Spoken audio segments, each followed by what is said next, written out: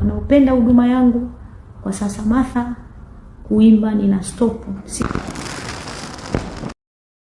Ikiwa ni saa chache baada ya mwimbaji wa nyimbo za Injili Martha Mwaipaja kutangaza kuacha kwa muda usiojulikana kuimba nyimbo hizo, lakini baada hizo dakika chache tu Martha Mwaipaja pia katika ukurasa wake wa Instagram ameweza kushare ujumbe huo, na baada ya kushare ujumbe huo tayari na posti zote ambazo zilikuwa katika ukurasa wake huo wa Instagram tayari ameishafuta na kuacha posti moja tu ambayo alikuwa anawajulisha mashabiki zake kwamba ameachana na uimbaji wa nyimbo za Injili kwa muda usiojulikana. Tazama hapa kwenye hii posti ambapo Martha Mwaipaja utaweza kuona kwamba akaunti yake ya Instagram mpaka sasa ina posti moja.